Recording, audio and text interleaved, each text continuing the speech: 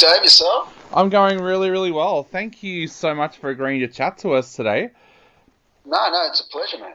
Now, mate, I've had a chance to sit down and watch the film, and I absolutely loved it, so congratulations. Oh, great.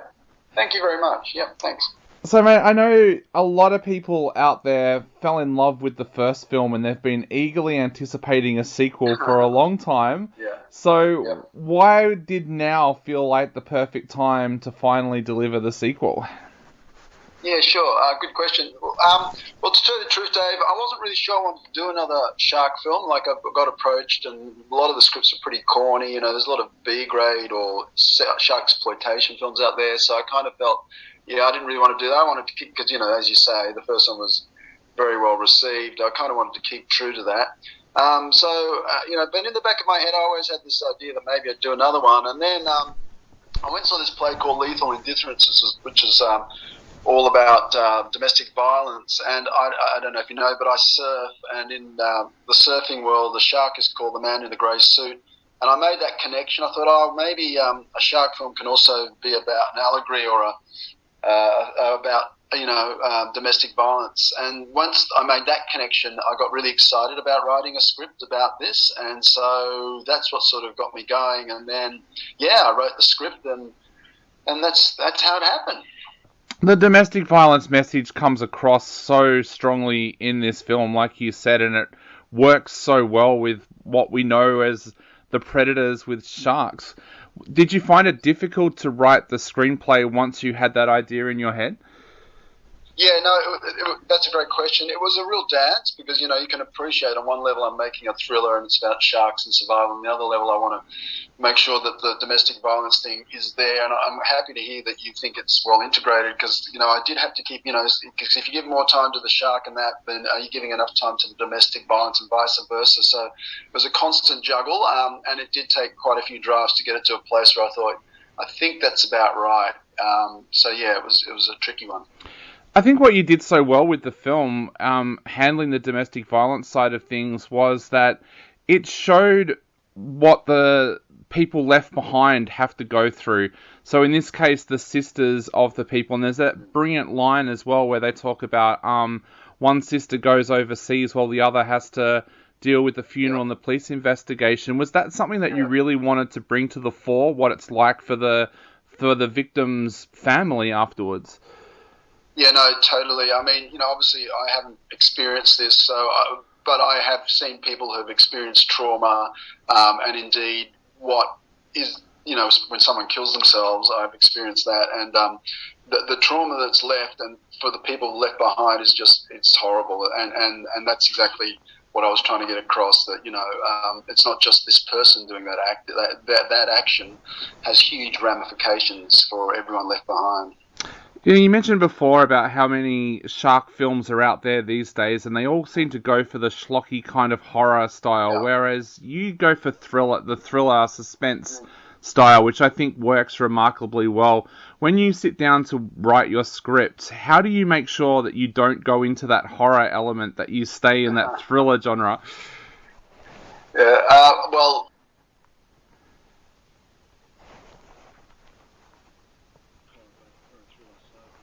constantly thinking, how can I make this thrilling and suspenseful? And that's a lot to do with you might have the moment you know you've got the shark attack there, but what leads up to it? What's going to happen before that, so that I can keep the audience guessing? And that's where I put a lot of my effort into, like trying to make sure that it's not just about the action, but it's about the suspense leading up to it, and then trying to keep it real as possible, because I think all these films benefit, at least my films benefit from trying to keep them real, so that people in the audience can just go, wow, what would I do? I mean, I love a film that makes me get to that point where I'm going, ooh, what would I do at this point? Rather than just thinking, oh, you know, this is just a B-grade film. There are so many people out there that watch your films that come away with that I don't think I want to go in the water anymore feeling.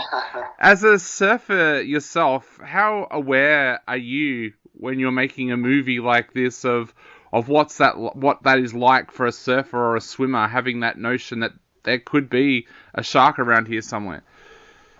I've got to tell you that just this morning I had a surf at Maroubra, and as I got out, some guy came up to me and said, was that scary? And I said, what do you mean? He said, well, an hour ago there was a great white out there. The surf patrol had spotted one, so I went, ooh.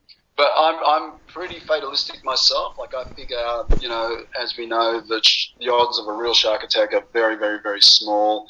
As somebody pointed out, you're more likely to get killed as a woman by domestic violence than you are by a shark in this country.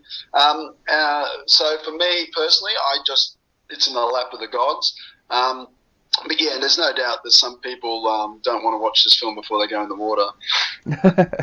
And what's that like when you're actually filming as well? Because of course you've got actresses and actors there that are in the water while they're making a movie about a predator in the water. Do you often have to sit down and talk to them about that before or after a shoot?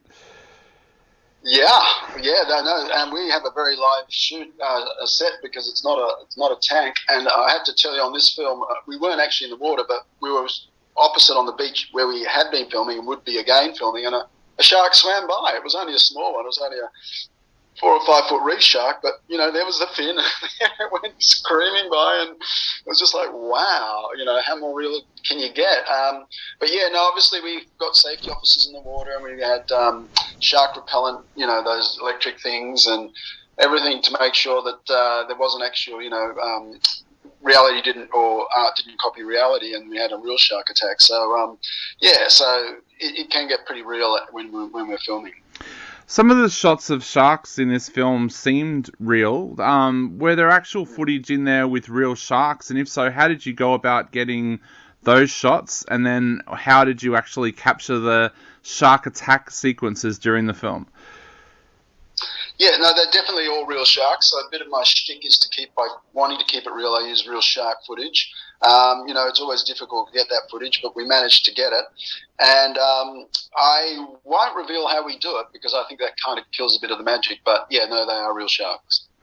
Awesome. So one of the things that you go for is realism as well, and the realism is there in those shark attacks.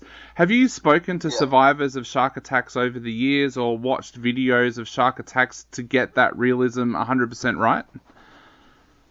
I've done so much research into sharks, it's crazy. I know a lot about sharks, and I've seen a lot of videos, and I've read a lot of books. I haven't actually talked to survivors personally, but look, I do an insane amount of research to try and get it real, and I'm glad you say it looks real because that's what I'm striving for.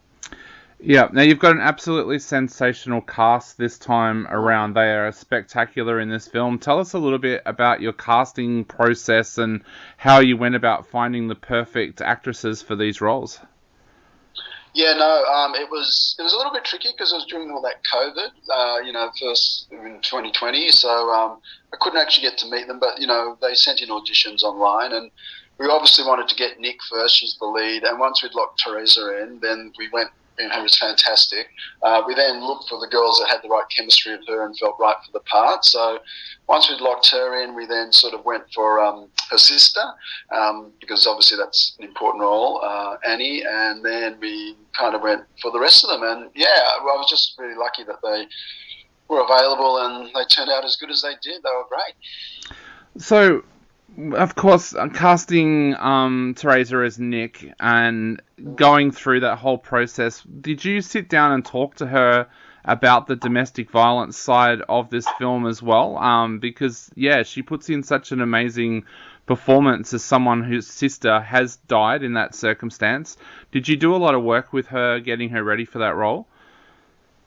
Yeah, isn't she great? Look, I definitely talked to her about it. I have a director's statement which is a page or so long saying why I wanted to make this film and why it was important to get this message across and, hopefully get some people just a bit more aware and talking about it. And she was fantastic. And so her process, she did all her research by herself. I mean, the way I had worked with her and all the actors was that we have about a week before we start shooting where we took them on location onto the set and got them to learn paddling and that. But then we did a lot of blocking, and it's where I sort of hand over the character. So up until that stage, the character's been mainly in my head and I'm seeing them in a certain way. And during that week, working with the actors, it's where I say, well, okay, well, you're now the character. you own them, they're yours. What do we need to talk about so you understand that? What is it that you need from me to make sure that you know this character? And that's where we spend a lot of time talking about various things and issues. But, I have to say I just thought her performance was really brilliant, very nuanced and very delicate and sensitive. Now, I love the fact that you shoot these films out in the open water and not in a tank. Tell us a little bit about the location that you went to this time, and a little bit about how difficult it is to film in open water like that. Yeah. To anyone at home, do not try this. It's insanely difficult. Water is difficult, full stop, because, it gets, and especially salt water, gets into gear, it gets all over the place. People have to wade through it. So we went to a great place called Bowen, which is up in far north Queensland, just south of Townsville.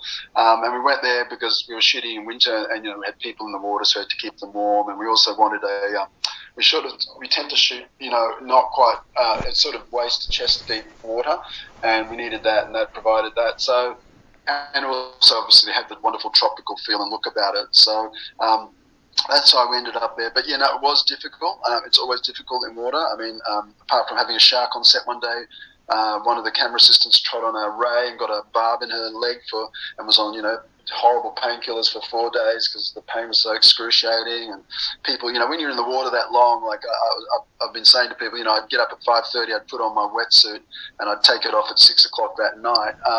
When you're standing in water for 10 hours, any little scratch or cut starts to get a bit gammy and infested. And so, yeah, it was taxing on the body. The body doesn't want to be in water for 10 hours a day. And then, of course, if the elements weren't kind, if the wind came up or it rained, you're totally exposed to that. So that's difficult. It was difficult. But I think, like I say, because I like the sense of realism, I think for what I was going for, it gave us what we wanted. And in the end, it was a good thing to do. This is the fourth film that you've made in water, and you just said how tough it is to shoot in water. Why do you do it to yourself? I don't know, mate. I think I would love to do something on dry land. If you've got a script there, send it through. Definitely. All right, mate. Well, I know we are running out of time very, very quickly. So for all of our listeners and readers out there, what would you like to say to them before they sit down to watch this film? Yeah. Well, I really hope you enjoy it. I hope you get the feeling of the thrilling shark survival story, and as well as the other sort of more sensitive part about violence and grief. And I just hope, like for me, when I'm in these sort of films, I like thinking, well, what would I do? So maybe if you get to that point, I've succeeded. Definitely. Well.